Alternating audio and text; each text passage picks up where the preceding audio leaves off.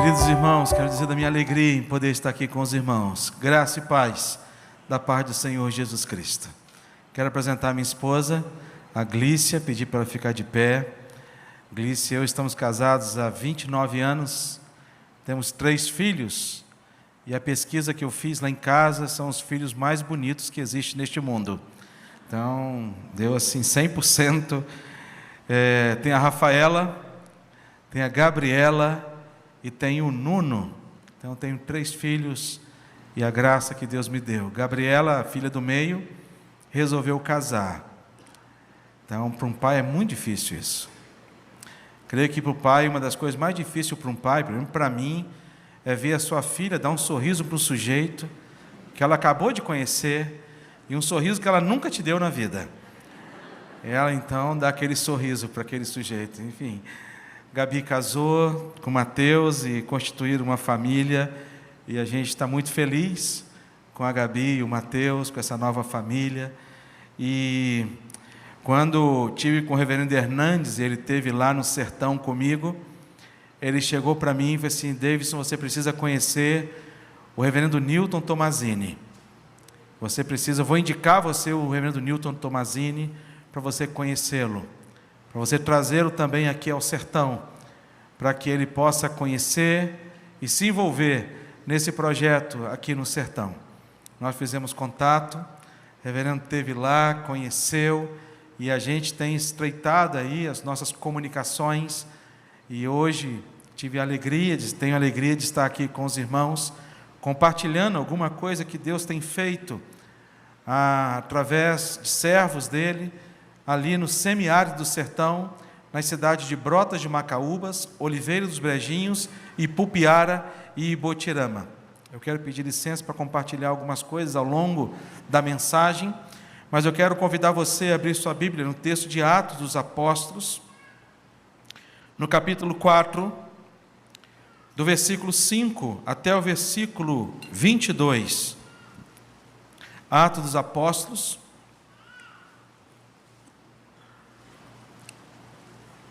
Enquanto os irmãos abrem, eu trago um abraço fraterno do Conselho da Igreja Presbiteriana das Américas e também da diretoria do Comipres, que é o Conselho Missionário Presbiteriano para a Evangelização do Sertão. Atos capítulo 4, versículos 5 a 22. Diz assim a palavra do Senhor: No dia seguinte, reuniram-se em Jerusalém as autoridades, os anciãos e os escribas, com o sumo sacerdote Anás, Caifás, João, Alexandre e todos que eram da linhagem do sumo sacerdote. E pondo-os perante eles, os arguíram: Com que poder, ou em nome de quem fizeste isto? Então Pedro, cheio do Espírito Santo, lhes disse: Autoridades do povo e anciãos, visto que hoje somos interrogados a propósito do benefício feito a um homem enfermo e do modo por que foi curado, tomai conhecimento, vós e todo o povo de Israel, de que em nome de Jesus Cristo, o Nazareno, a quem vós crucificastes e a quem Deus ressuscitou dentre os mortos, sim, em seu nome que está curado perante vós. Este Jesus é pedra rejeitada por vós, os construtores, o qual se tornou a pedra angular. E não há salvação em nenhum outro, porque abaixo do céu não existe nenhum outro nome dado entre os homens, pelo qual importa que sejamos salvos. Ao ver a intrepidez de Pedro e João, sabendo que eram homens iletrados e incultos, admiraram-se e reconheceram que haviam eles estado com Jesus. Vendo com eles o homem que fora curado, nada tinham que dizer em contrário. E mandando-os sair do sinédrio, consultavam entre si, dizendo: Que faremos com estes homens? Pois, na verdade, é manifesto a todos os habitantes de Jerusalém que um sinal notório foi feito por eles e não podemos negar. Mas para que não haja maior divulgação entre o povo, ameacemo-los para não mais falarem neste nome a quem quer que seja. Chamando-os, ordenaram-lhes que absolutamente não falassem, nem ensinassem em nome de Jesus. Mas Pedro e João lhes responderam: julgai se é justo diante de Deus ouvir-vos antes a vós outros do que a Deus, pois nós não podemos deixar de falar das coisas que vimos e ouvimos. Depois, ameaçando-os mais ainda, os soltaram, não tendo achado como os castigar por causa do povo, porque todos glorificavam a Deus pelo que acontecera. Ora, tinha mais de 40 anos aquele em quem se operara essa cura milagrosa. Oremos mais uma vez. Pai, fale o nosso coração, através e tão somente do Teu Santo Espírito. Tua palavra é viva. Olha, a palavra nos alimenta. Que ela seja, Pai, alimento para as nossas almas. Em nome de Jesus. Amém. Queridos irmãos e irmãs, eu gostaria de falar para os irmãos um pouco nessa noite sobre o modelo de uma igreja para hoje, fundamentado aqui nesse texto, embora um texto escrito há tantos anos atrás, mas para mim é uma referência tão atual. Há muitos congressos hoje, encontros, treinamentos, que estão sendo oferecidos para líderes e pastores, oferecendo aos pastores, líderes, treinamento, técnicas de como fazer uma igreja crescer. Mas a gente sabe que nós temos um manual a seguir. Nós temos um modelo de uma igreja para nos fundamentar. E esse modelo de uma igreja, esse manual está na palavra de Deus, que é a Bíblia. Amém, irmãos? É a Bíblia, a palavra de Deus. Ela é o manual para a gente poder seguir. E o livro de Atos, para mim, é esse grande manual da igreja para hoje. Quando falo em igreja, eu estou falando de um manual para a minha vida pessoal, para a sua vida pessoal. E quando falo a respeito de igreja, não estou falando de uma denominação. Eu não estou falando aqui de uma placa de uma igreja do lado de fora, lá, a Igreja Presbiteriana de Limeira, a minha igreja presbiteriana presbiteriana das Américas, no Rio de Janeiro. Mas é muito mais do que uma placa. Quando falamos desse modelo de uma igreja para hoje, nós estamos falando de um modelo para a minha vida, como pessoa, como indivíduo, como marido, como pai, como pastor. Aqui está o manual. E a nossa grande dificuldade é que a gente não recorre ao manual, para poder buscar no manual qual é o modelo que nós devemos seguir. E nós, Igreja Presbiteriana, temos no nosso coração, que esta palavra aqui é a nossa única regra de fé e de prática. Louvado seja a Deus por isso. E ela é o manual que devemos seguir. Quando eu me casei, a minha mãe disse para mim, Davidson, não compre liquidificador, porque você vai ganhar muito dos seus padrinhos. E eu, como filho obediente, não comprei liquidificador. E aí, chegamos da lua de mel, fomos abrir os presentes, e eu cheguei para a Glícia, assim, Glícia, nem eu e Glícia tomamos muito café, então a gente não é muito fã de café. E aí, fomos fazer o suco. Falei assim, olha, vai lá que nós vamos pegar um liquidificador e vamos fazer um suco. Ela falou assim, que liquidificador? Eu falei assim, dos presentes que nós ganhamos. Aí eu falei assim, e se não tiver? Eu falei assim, nunca não vai ter. Minha mãe diz que tem. Se minha mãe diz que tem, Glícia, esquece, pode ir lá. E procuramos. Ela procurou primeiro, falei assim, Davidson, não tem liquidificador. Eu falei assim, tem, porque a mãe falou que tem. Fomos lá. E não achei. Primeira vez que eu recebi um conselho da minha mãe que não deu certo. Fomos na loja, compramos liquidificador, e aí chegamos. E ela disse para mim, falou assim, olha, eu vou mudar de roupa. Eu falei assim, eu já vou fazer o suco. Ela falou assim, Davidson, lê o manual antes de ligar o liquidificador. E ela falou com um tom assim, meio que, nossa primeira DR de casamento. E aí eu disse para ela, assim, Glícia, não é uma nave espacial, é um liquidificador. Tomada, botão, funcionou. Não precisa de manual. E aí ela foi se arrumar, eu peguei as coisas, botei dentro do liquidificador, liguei a tomada e apertei o botão. E não funcionou. Aí eu peguei um outro aparelho, coloquei na tomada, ver se a tomada estava com energia. E estava com energia. Eu falei assim, o liquidificador está com problema. Aí eu cheguei para ela e disse, não troca de roupa que nós vamos trocar o liquidificador, está com defeito. E ela chegou para mim e falou assim: Davidson, você leu o manual? Eu falei: claro, Lícia, não é uma nave espacial, é um liquidificador, simples, tomada, botão. E aí ela veio, assim: eu vou ler o manual. Meus irmãos, quando ela falou isso, eu fui levado à oração, e a minha oração foi: Senhor, que eu esteja certo e ela esteja errada, em nome de Jesus. E eu disse para Deus na minha oração, eu falei assim: Deus, eu não me importo se a loja não me devolver um outro liquidificador, eu estou disposto a comprar outro, mas que eu esteja certo e ela esteja errada. E ela veio, cheia de orgulho, né? Cheia de... E pegou o manual e falou assim: fala aí, doutora. Ela falou assim: você já fez isso? Assim, claro. Ela: você já fez aquilo? Assim, óbvio. Aí ela falou assim: você já girou o copo? Eu falei assim: girar o copo? Da mamãe é só encaixar e apertar. Aí eu fui girando o copo, falei assim: Senhor, que não gira esse copo, que não gira. E ele foi girando e fez um clique. Aí eu apertei o botão e ele funcionou. Aí ela chegou para mim e falou assim: está vendo? É simples, é só ler o manual. E saiu. E aquilo eu guardei no meu coração. Por que eu estou dizendo isso? Um simples liquidificador. Foi necessário recorrer ao manual. Às vezes determinadas coisas na nossa vida trava, não funciona.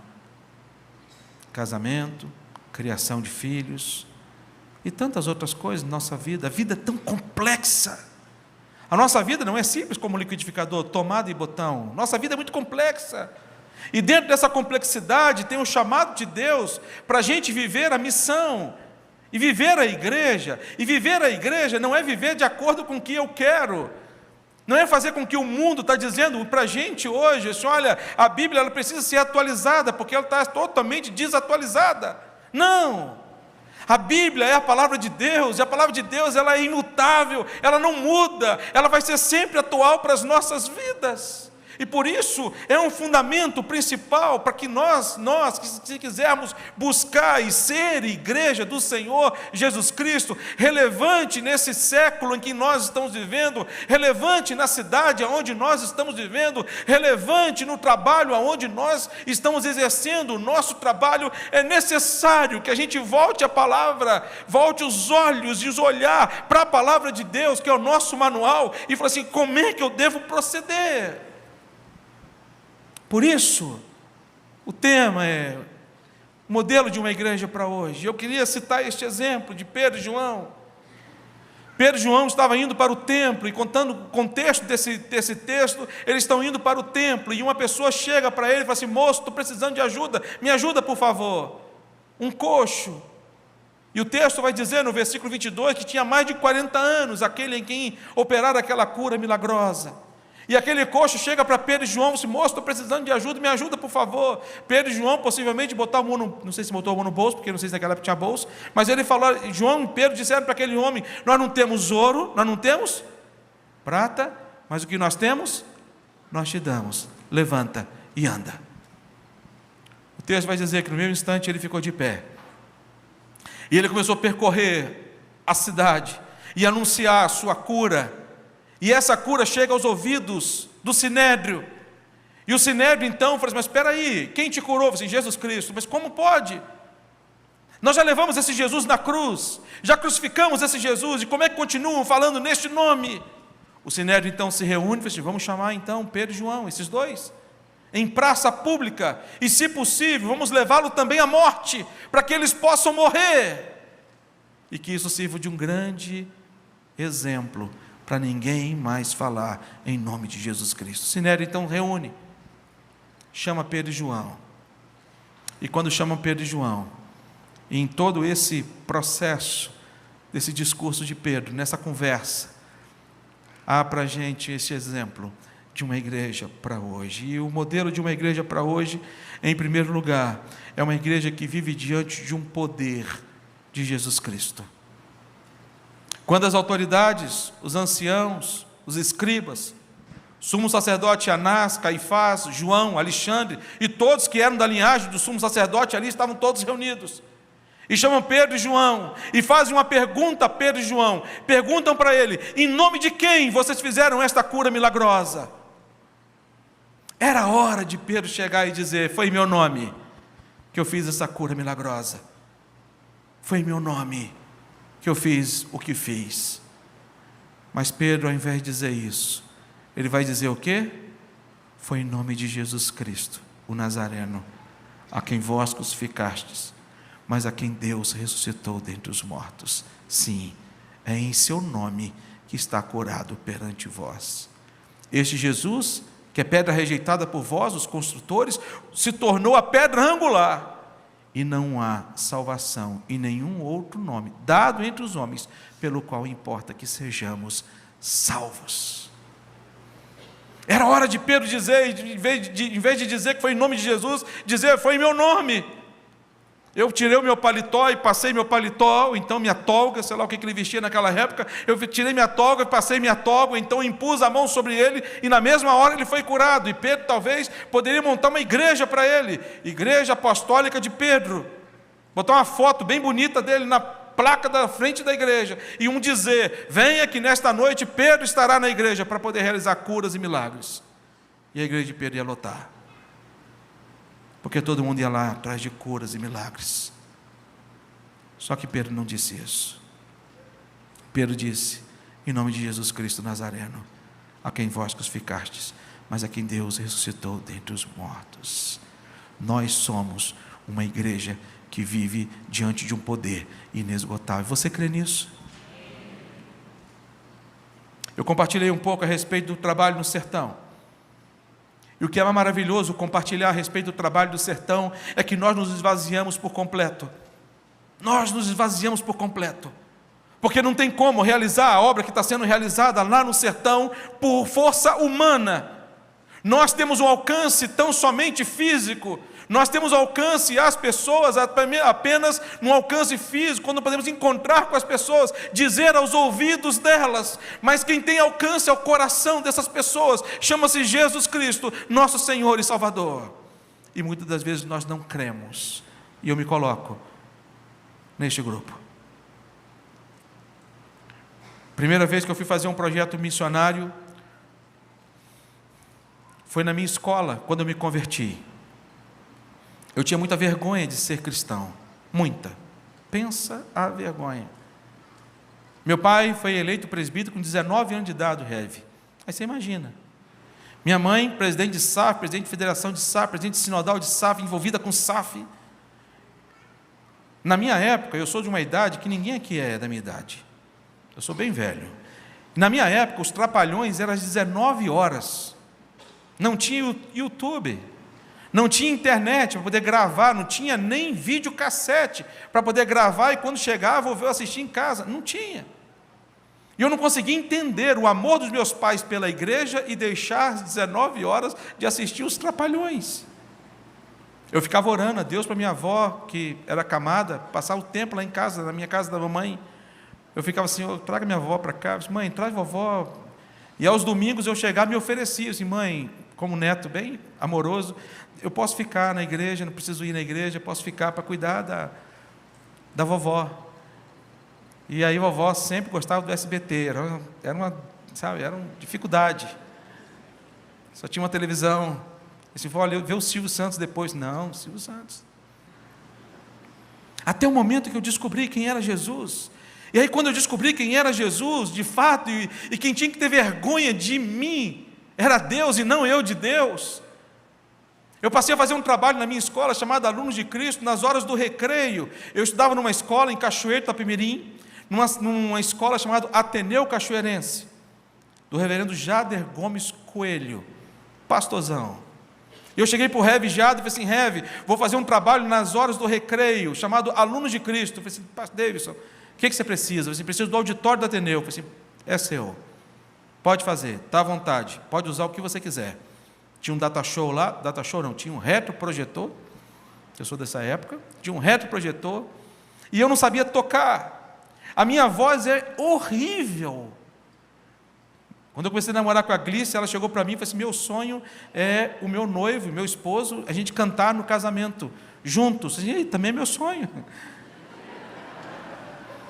Cantamos, só depois do sim.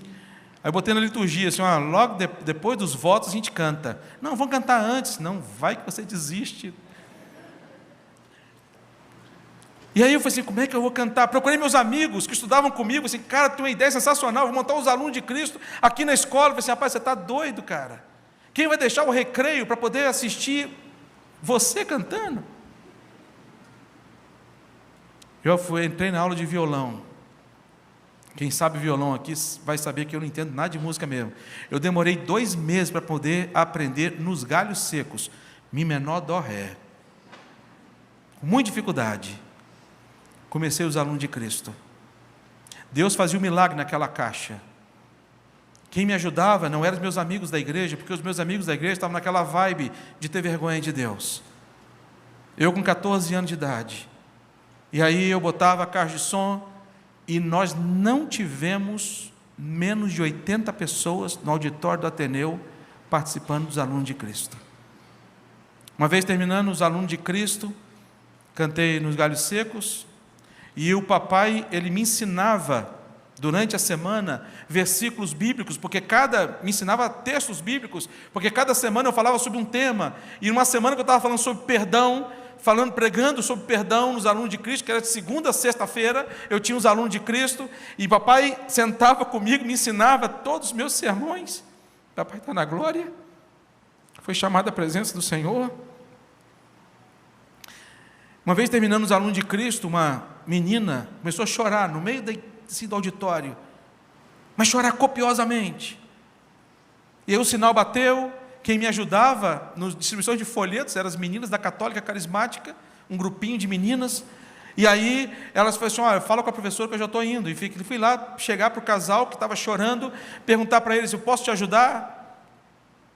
Aí ela olhou para mim e falou assim, Davidson, chorando, eu estou vendo ele lá na frente. Aí eu olhava para frente e não via ninguém. Aí eu disse, Davidson, eu estou vendo ele vir em sua direção. E eu olhava, eu com 14 anos, irmãos, eu olhava assim, não via nada. E eu pensei no meu coração, meu Deus, o que essa menina está vendo que eu não estou vendo? E eu pensei que era o bicho ruim. Eu falei assim, Jesus amado, minha vontade era sair correndo dali e chamar o reverendo Jader. A vontade era grande, mas eu falei assim, não posso sair daqui. E ela falou assim, David, só estou vendo ele do seu lado. E eu olhava assim, não via nada. E ela falou assim, David, sabe por que você não está conseguindo vê-lo? Eu falei assim, não. Isso porque nós o matamos. Ela tinha 17 anos, ele tinha 17 anos, ela tinha feito um aborto com 14 anos. Ela engravidou, o pai dele morava no Rio de Janeiro, saiu de Cachoeiro, levou para passear no Rio de Janeiro, com consentimento dos pais, e lá ela fez um aborto. Ela da Igreja Batista, ele da Igreja Batista, e eles me perguntaram, você falou sobre perdão, Deus perdoa? Eu disse para eles, Deus perdoa. E nós ajoelhamos e oramos. E Deus os perdoou. No outro dia eu já não precisava mais tocar nos galhos secos, porque tinha alguém que tocasse o teclado. E começamos. De lá em diante, Deus começou a usar de maneira tão graciosa. Quando eu comecei o ministério pastoral, nós começamos um projeto chamado Projeto Pé na Estrada. E esse Projeto Pé na Estrada era um projeto de 16 dias de viagem a campos missionários da Junta de Missões Nacionais, como vocês fazem. E eu estou maravilhado com a igreja aqui, com os projetos que a igreja aqui tem. Louvado seja Deus por isso. E aí, montando, que eu era secretário sinodal de adolescentes, consegui, com a Junta de Missões, a indicação de um campo missionário, e esse campo missionário foi em Exu, Pernambuco. E os irmãos aqui conhecem o missionário que está lá em Exu. Isso foi em 2004. Lícia me ajuda com data. 2004. E aí, quando nós montamos esse projeto Pé na Estrada, adolescentes, e aí, de uma sinodal, que pega de Guarapari até Linhares, uma região grande, começaram as inscrições. E uma menina da federação, da federação de UPAs, a Fabrícia, ela falou assim, pastor, papai não quer deixar eu ir. Eu falei assim, se seu pai não quer deixar você ir, você não vai. O pai dela não era cristão. Ela, a mãe e as irmãs, 2 irmãs presbiterianas, e o pai não. E o pai obrigava todas elas a irem na igreja dele, não cristã, para poder terem o direito de, no outro domingo, ir na igreja presbiteriana. Então era nesse clima. E aí um dia eu recebi uma ligação do seu Gilmar. E o seu Gilmar me ligou e falou assim: pastor, aqui é o Gilmar, pai da Fabrícia. Eu quero dizer que o senhor não vai levar minha filha nem para Exu, nem para os quintos dos... Aí eu falei assim: seu Gilmar, e desligou o telefone na minha cara. Aí fui numa reunião, lá em Guarapari, reuni com a diretoria da federação. E a Fabrícia chega para mim e fala: pastor, liga para papai, peça papai para mim ir. Eu falei assim: minha filha, eu conversei com teu pai ontem no telefone, eu acho que se estivesse na minha presença, ele teria me batido. Você está louco, não vou ligar para o seu pai não. Eu disse: pastor, por favor. Eu falei assim: olha, vou ligar, se ele dizer não, é não. Liguei para ele, falei: seu Gilmar, ontem nós conversamos bastante, conversa longa, e eu ouvi o senhor falou, hoje o senhor vai ouvir o que eu vou falar. O senhor é o pai da Fabrícia, ela só vai se o senhor permitir, caso contrário, o assunto aqui vai morrer, ela nunca vai comentar mais nada com o senhor, é a última tratativa. O senhor Gilmar chegou para mim e falou assim: ela só vai se eu for. Aí eu falei assim: não tem problema. Aí quando eu falei não tem problema, eu fiquei imaginando, 16 dias de ônibus, nós tínhamos 6 coordenadores, e o resto era tudo adolescente. Eu fiquei imaginando esse homem dentro do ônibus, com cheio de adolescente. Eu falei assim: meu Deus, esse homem vai ser um entrave, é um agente do mal para poder acabar com o projeto. E ele falou assim: mas tem um problema. E eu pensei no meu coração: graças a Deus. Eu falei assim: eu não sou crente. Eu falei assim: não é problema, o senhor pode ir. Aí ele falou assim: tem um outro problema. Assim, pensei: graças a Deus. Aí ele falou assim: qual? Eu falei assim: eu fumo. Aí eu falei assim: é só o senhor não fumar a 300 metros de nenhum adolescente, tem que fumar no máximo a 300 metros. Aí eu fui tentando de todas as formas para ele não ir. Ele falou assim: o senhor está onde? Eu estou aqui na primeira igreja presbiteriana de Guarapari. Eu disse: eu estou indo aí fazer minha inscrição. Parece o Gilmar lá, fortão, senhor já de idade, bigode bem fechado, sisudo, poucas falas. Quanto que é? Fez inscrição. No dia da saída do acampamento, da nossa viagem, ele ficou de lado de fora da igreja fumando, e não do lado de dentro. Entramos no ônibus, e eu cheguei para a Glícia, estraguei o projeto. O senhor Gilmar está indo. Quem é o senhor Gilmar? Pai da Fabrícia, um homem que é o... Quando chegou em Salvador, porque nós paramos em Salvador, dormimos na igreja de Salvador, primeiro culto que nós fizemos, quem vem à frente? No apelo, seu Gilmar, fica de joelho na minha frente, pega a minha mão e põe na cabeça dele. A Fabrícia sai do banco, gritando, pulando de alegria: pastor, meu pai se converteu, agora, pastor, vou poder ir à igreja todos os domingos. E abraça o pai. O senhor Gilmar arranca a carteira de cigarro dele do bolso, fala assim: pastor, toma aqui a última carteira de cigarro que eu fumei na minha vida, a partir de hoje eu não fumo mais. Queimamos a carteira de cigarro dele. Resumindo a história, eu fui a Guarapari depois fazer o batismo do senhor Gilmar. Depois de um tempo, voltei a Guarapari, na primeira igreja presbiteriana de Guarapari, para poder colocar a mão no senhor Gilmar, porque ele foi eleito diácono da igreja, primeira igreja presbiteriana de Guarapari, está lá servindo ao Senhor. A nossa igreja é uma igreja que vive diante de um poder inesgotável. E você tem que saber disso. E eu preciso saber disso. Segunda coisa nesse texto que a gente aprende, quando Pedro e João estão diante desse sinédrio, de uma igreja para hoje, é uma igreja que vive diante da prova deste poder. A prova. Quando o sinédrio ali reunido, e com a disposição de levar Pedro e João talvez na cruz, ou enforcá-los, ou decapitá-los, eles chegam à conclusão que não podiam fazer nada contra Pedro e João, porque um sinal notório foi feito por eles, e o texto é claro. Eles chegam, o sinédrio reúne entre eles e fala assim: mas espera aí, o que nós vamos fazer com esses homens? Pois na verdade, um sinal notório foi feito por eles e nós não podemos negar. E a pergunta que eu faço a mim e a você: quais são os sinais notórios da presença de Deus na minha vida e na sua vida? Quais são os sinais notórios dessa presença de Deus na minha vida e na sua vida. Uma igreja para hoje é uma igreja que tem esses sinais, esta marca da presença de Jesus Cristo nas nossas vidas. É uma igreja que vive diante de um amor a Deus sobre todas as coisas. É um amor que vive diante do próximo como a si mesmo. O que marca a igreja é a unidade, eu tenho dito isso através do trabalho do Comipres. Hoje nós somos 40 igrejas trabalhando num campo missionário.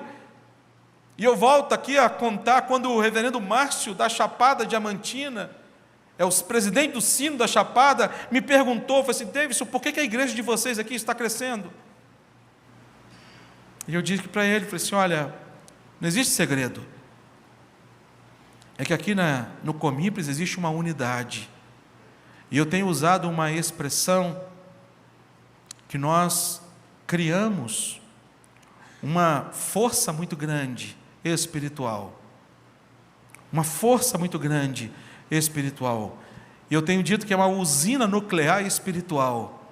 Quando nós juntamos 40 igrejas, e essas 40 igrejas têm intercedido por uma região. 40 igrejas que têm abençoado uma região. Igrejas que têm saído de lugares distantes. Nós estamos agora com a igreja da Gávea, de 1 a 5 de maio, vão sair, como vocês têm saído para lugares distantes, realizar a ação que manifesta o amor a pessoas que a gente nunca vai conhecer, a um povo tão carente, tão necessitado. Numa das idas e vindas, o seu Antônio Torres, ele fez um lanchinho, que ele é o dono da Forte Leve. A gente foi para um lugar e falou assim: olha, não vai ter almoço. Ele preparou um lanche para a gente. E aí no lanche tinha algumas frutas e tinha um todinho. Eu não sou muito fã de leite nem de chocolate. Aí eu olhei o todinho e falei assim: vou guardar para alguém. Num dos povoados, vi um menino de uns 10 anos. Aí eu cheguei, peguei meu todinho e falei assim: ô, você quer, meu filho? Aí ele perguntou: o que é isso? Eu falei assim: ô, é um todinho, cara. Aí ele perguntou: é de comer? Eu falei assim: não, é de beber. Eu tenho certeza que você vai gostar. Eu não gosto muito não, mas eu tenho certeza que você vai gostar. Mexi o todinho, botei o canudinho e dei para ele. Uma criança de uns 10 anos que nunca tinha tomado um todinho. Uma região em que 90% por exemplo, povoado de Cocos, onde nós estamos, 90% deste povoado não tem banheiro nas casas. E eu compartilhei isso hoje de manhã aqui para os irmãos. É triste você ver uma criança, quando vai ao banheiro, ela está a caminho lá do meio do matinho. E quando nós estamos aqui nesse período agora, é período de muita chuva lá. Eu tive agora janeiro lá, está tudo verdinho. É mais perto o banheiro. Mas chega o período da seca, os banheiros ficam mais longe. E quando os banheiros ficam mais longe, essas crianças, elas ficam vulneráveis aos ataques de homens malignos. E nós temos construído banheiros para poder dar a essas crianças a proteção. Nós construímos uma igreja lá em Cocos, e essa igreja em Cocos, a gente ia construir uma igreja, e eu pedi que construísse na igreja de Cocos um banheiro maior, e deixasse esse banheiro maior aberto, com chuveiro elétrico, porque lá faz frio, porque é 1.300 metros de altitude. E nós dissemos para a comunidade: olha, pode usar o banheiro da igreja, porque aqui vocês têm porta para trancar, aqui tem vaso sanitário que vocês podem usar, aqui tem chuveiro que vocês podem utilizar. Eu fui entregar um banheiro a uma casa, e todos os banheiros que nós entregamos, são 17 banheiros que foram entregues, 17 histórias de crianças que foram violentadas sexualmente. É triste. Eu fui entregar um desses banheiros, e ao entregar um desses banheiros, veio chegando o dono, o avô da casa, um senhor de mais ou menos 70 anos de idade. E ele ficou olhando, E a gente lá, o cara lá terminando de botar a porta e terminou de colocar tudo, e o cara chegou para mim e falou assim: pastor, terminei, o banheiro está montado. A dona da casa foi lá, a senhora olhou a casa, olhou o banheiro, as crianças olharam, viram lá que tinha um chuveiro, porque tem uma caixinha d'água de 200 litros, tem 2 vasos, assentos sanitários, um fica lacrado durante 3 meses, enquanto o outro fica em utilização. Depois de 3 meses que fica lacrado, o outro pode ser usado, e todo aquele excremento pode ser jogado no meio ambiente, que não faz mal ao meio ambiente, nem à saúde. Lavatório, um banheiro bonitinho. E aí eu cheguei para esse senhor, falei assim: pode ir lá olhar, dá uma olhadinha lá no banheiro, vê se o senhor gostou, vê se o senhor aprova. Aí ele chegou perto do banheiro, olhou o banheiro, abriu a porta, olhou dentro do banheiro, olhou para mim e fez a seguinte pergunta: então isso que é um banheiro? Um senhor de quase, sabe, eu sou muito ruim de dar idade para as pessoas, mas ele não tinha menos que 70 anos. Um senhor que nunca teve a experiência de entrar no banheiro. Quando eu fui a Exu, Pernambuco, pela primeira vez, na casa do pastor Kelvio, que era o missionário da Junta de Missões Nacionais na época, eu fui na casa do pastor Kelvio e fui usar o banheiro dele. E quando cheguei no banheiro do pastor Kelvio, existia o sanitário, mas não existia a descarga. Não existia a entrada de água para descarga. Aí eu falei assim: ô Kelvio, tinha o box do banheiro coberto, mas não tinha encanamento de chuveiro. Eu falei assim: Kelvio, aí eu olhei para ele e falei assim: ô Kelvio, você está construindo o banheiro, né? Ele disse: não, Deus, está pronto. Eu falei assim: como pronto, rapaz? Banheiro sem chuveiro? Cadê o encanamento, rapaz, do vaso sanitário? Você esqueceu? Aí ele chegou para mim e falou assim: Deus, para quê? Aqui em Exu, quando cai água, é de 15 em 15 dias, 3 horas. Em 15 em 15 dias, cai água na caixa d'água 3 horas. Sertão nem água cai. Nós temos feito trabalho no sertão de perfuração de poços artesianos. Poços. Eu tive a tristeza nesse mês agora de janeiro, quando fomos entregar um poço artesiano para um grupo de famílias, agricultores, pequenos agricultores. Nós escolhemos um local, os familiares chegaram 5 horas da manhã para poder acompanhar a perfuração do poço. 8 famílias. E aí reuniram debaixo de uma árvore. E lá, quando eu cheguei 9 horas da manhã, eles já estavam lá. O caminhão chegou às 9h30 para poder fazer a perfuração. E eu cheguei para a família e disse: vocês chegaram que horas aqui? 5 horas da manhã nós já estávamos aqui. Eu fui de carro. Para mim chegar de carro, eu não consegui chegar até lá. Eu parei o carro, meu carro encalhou, ficou uma gangorra na estrada terrível. Eu tive que andar ainda 3 quilômetros para poder chegar lá, a pé. E aí, no caminho, uma pessoa chega para mim e fala assim: tem muita onça aqui, pastor. Eu disse: obrigado pela informação. Muito obrigado. Eu, corajoso toda a vida. Cheguei lá e perguntei à família: que horas vocês chegaram aqui? Ela falou assim: 5 da manhã. O caminhão começou a perfurar o poço. Eu orei com a família, saí. Fui fazer outras coisas que eu precisava fazer. Daqui a pouco o telefone do pastor Jefferson liga, à tardinha. A empresa dizendo que não tinha encontrado água. Perfuraram 140 metros. E a única coisa que me via na cabeça eram aquelas famílias. Eu falei assim: meu Deus, as famílias chegaram às 5 horas da manhã, Deus.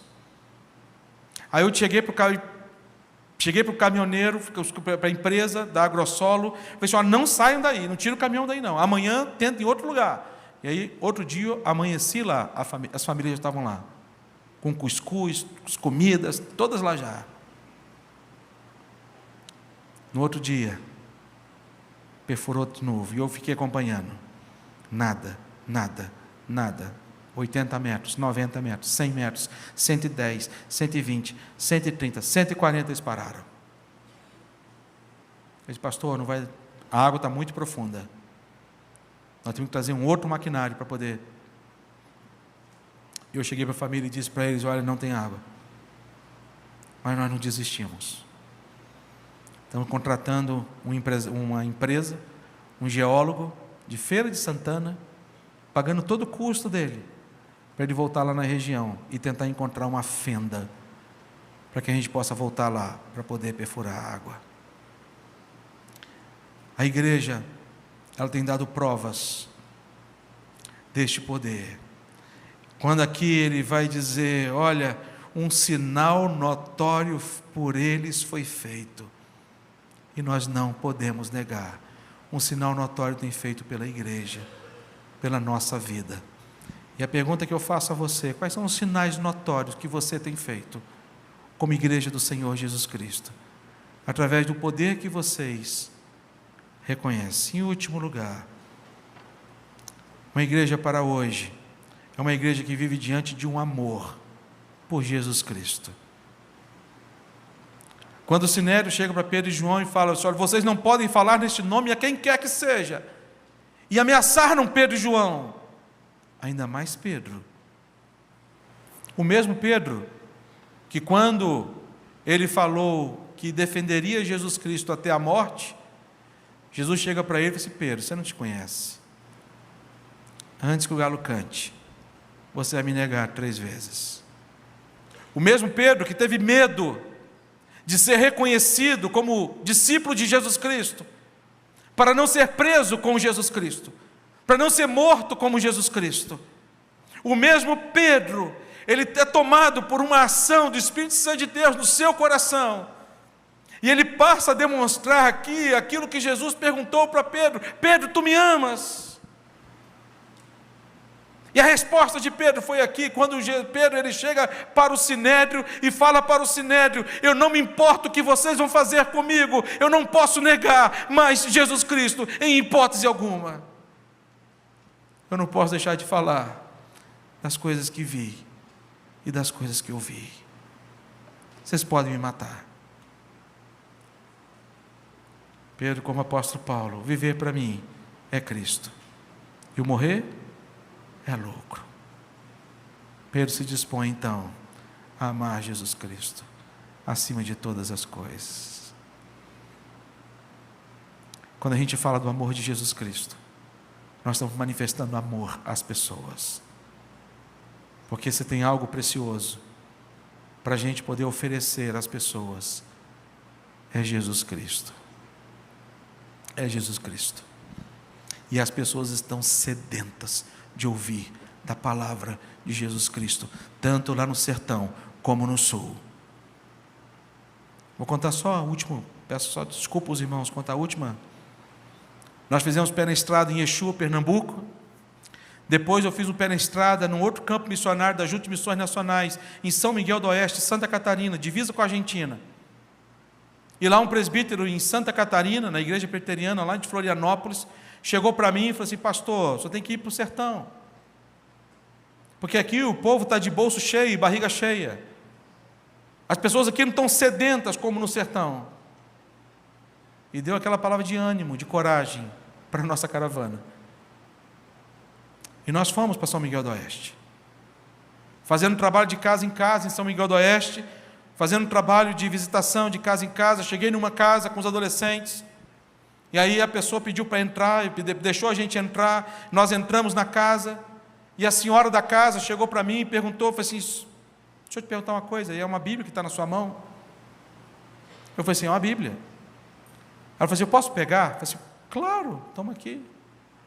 Ela pegou a Bíblia na mão dela, e começou a folhear, folhear.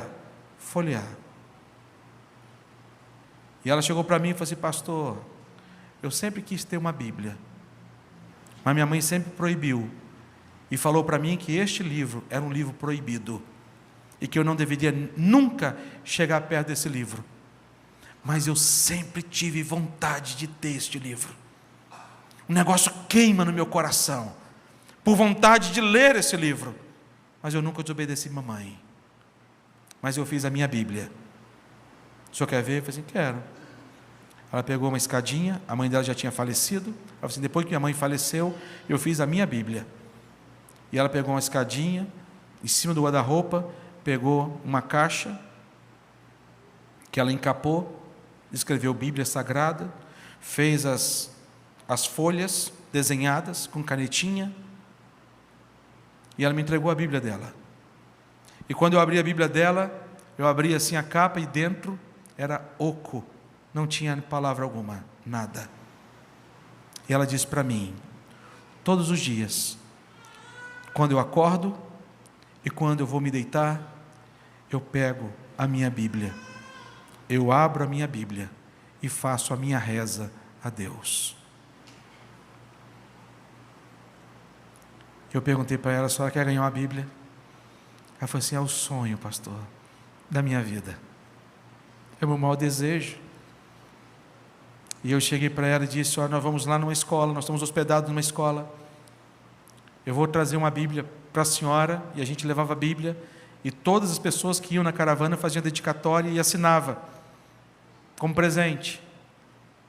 Ela falou assim: pastor, o senhor vai voltar mesmo? Eu falei assim: eu vou voltar, eu sei o endereço daqui, eu vou voltar.